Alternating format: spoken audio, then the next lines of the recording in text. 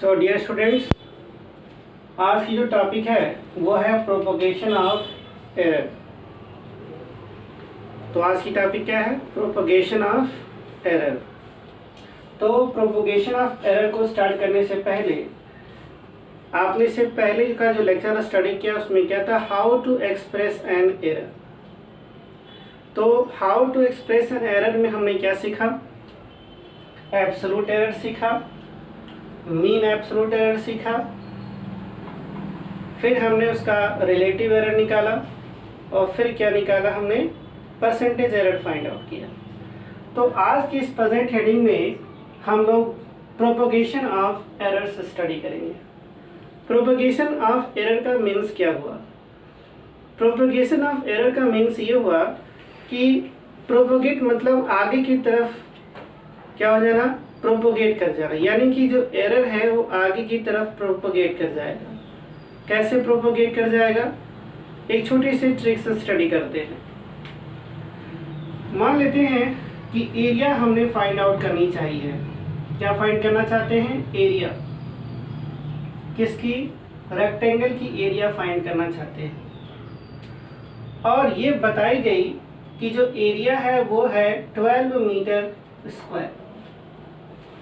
जो रिजल्ट हमें एरिया का दिया गया वो क्या है? 12 मीटर स्क्वायर, राइट। और ये बताया जा रहा है कि ये 4 मीटर की है और ये 3 मीटर की है। सो लेंथ कितना हुआ? 4 मीटर और इसकी ब्रेड्थ कितनी हुई? 3 मीटर की। ओके, तो कैसे इसको हुआ?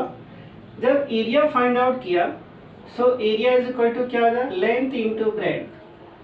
सही है। तो 4 into 3 is equal to 12 metre square. कितना आएगा? 12 metre square.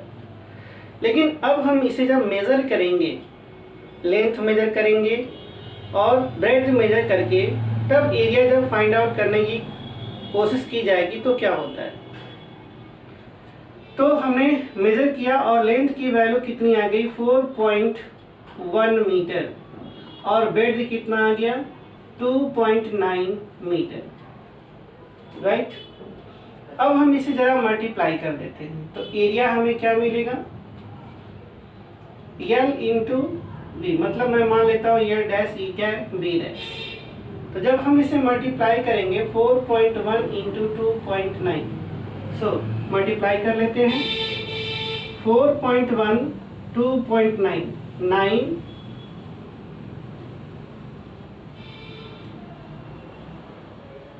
8 and this one 11। So value कितनी आ गई? 11.89 मीटर स्क्वायर। आप इस छोटे से एग्जाम्पल से क्या सीख रहे होंगे? आप ये जरूर सीख रहे होंगे कि इस एग्जाम्पल में क्या हुआ। इस एग्जाम्पल में क्या हुआ कि अगर हमें लेंथ और ब्रेड्थ के मेजरमेंट में एरर होगा, अगर लेंथ और ब्रेड्थ के मेजरमेंट में यदि एरर होगा तो डेफिनेटली एरिया के मेजरमेंट में भी क्या हो जाएगा? एरर हो जाएगा। मीन्स एरर क्या हुआ? लेंथ और ब्रेड्थ के हिसाब से कहाँ पहुँच गई? एरिया में पहुँच गई। This is the means of propagation of error. यानी कि लेंथ और ब्रेड्थ के मेजरमेंट में यदि एरर हुआ तो एरिया की भी रिजल्ट कैसी आएगी? एररफुल आएगी। This is the means of propagation of error. So propagation of error को स्टडी करने के लिए अब लॉज बनाएंगे और ये लॉ किस पे बेस्ड थे? अपने मैथमेटिकल कैलकुलेशंस पे, जैसे addition, subtraction, multiplication and division and other mathematical terms. Okay, तो स्टार्ट करते हैं सबसे पहले एडिशन से।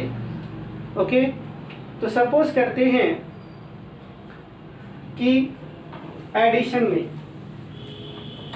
में हुआ कि ये कहा गया कि z is equal to, suppose कर लेते हैं a प्लस बी, यानी हमें दो क्वांटिटी दी गई a एंड b, जिसके ऐड होने से रिजल्ट हमें क्या मिला? z। सो ए के मेजरमेंट में हमें क्या होगा, प्लस माइनस डेल्टा ए। ये जो डेल्टा ए है वो क्या है, ए के मेजरमेंट में एरर है। जैसे हम कैसे रिप्रेजेंट करते हैं, प्लस माइनस से रिप्रेजेंट करते हैं। So now plus, so B plus minus delta B, right. अब यहाँ पर डेल्टा बी क्या हुआ, बी के मेजरमेंट में एरर हुआ, राइट। तो अगर कंसेप्ट क्लियर है, इसका मतलब अगर ए और बी के मेजरमेंट में एरर होगा तो वो एरर कहाँ प्रोपोगेट कर जाएगा, z के मेजरमेंट में प्रोपोगेट कर जाएगा। यानी we can write z plus minus delta z, right. So इस हिसाब से z plus minus delta z is equal to a plus B. हमने इसको ऐसे लिखने की कोशिश की, delta a plus minus delta b। We can write it also, हम इसे ऐसे भी लिख सकते हैं, plus minus delta a plus minus delta b, right. इस रिजल्ट जो आया, ये जो रिजल्ट हमारे पास पहुंची है वो क्या हो रहा है कि z के मेजरमेंट में कितना एरर हुआ, how much error we get in the measurement of z by the addition of two parameters a and b, right. So अब यहाँ पे 4 पॉसिबिलिटी हो जाती है, एरर की 4 पॉसिबिलिटी है। किसकी है, एरर की 4 पॉसिबिलिटी हो जाएगी। 4 पॉसिबिलिटी मीन्स हम इसे लिख सकते हैं plus delta A plus delta B, and second possibility plus delta A minus delta B, and third possibility minus delta A plus delta B, and last possibility is minus delta A minus delta B. तो यहाँ पर एक rule बनाई गई। Rule ये बनाया गया कि एरर कभी मिनिमम नहीं होता, ये मानते हुए हमें हमेशा मैक्सिमम पॉसिबल एरर की बात की गई। तो ये 4 पॉसिबिलिटी में सबसे अधिक मैक्सिमम पॉसिबल एरर कहाँ मिलेगा, plus delta A plus delta B. That means जो रिजल्ट हुआ हमारा, वो रिजल्ट क्या कहता है कि z की delta z is equal to how much, delta a plus delta b, right. ये हो जाएगी मैक्सिमम पॉसिबल एरर।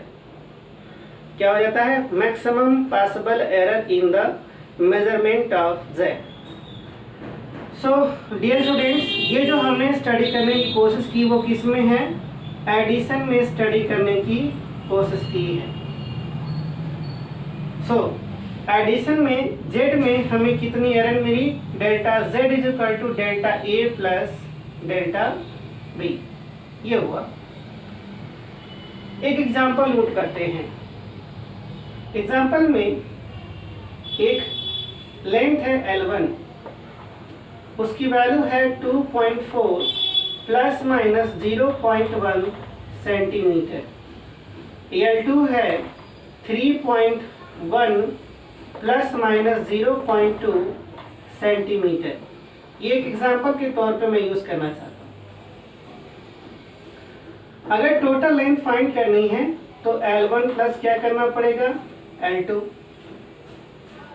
और अगर हम इसे ऐड करते हैं तो L इज इक्वल टू हमें क्या मिलेगा, 2.4 प्लस माइनस 0.1, फिर हम ऐड करेंगे दूसरे टर्म को, वो है 3.1 प्लस माइनस 0.2। सो ऐड करने के लिए क्या होगा, 2.4 प्लस 3.1, फिर प्लस माइनस 0.1 प्लस 0.2, यानी एरर को एरर पार्ट से ऐड कर देंगे और ट्रू वैल्यू को ट्रू वैल्यू से ऐड कर देंगे। सही है,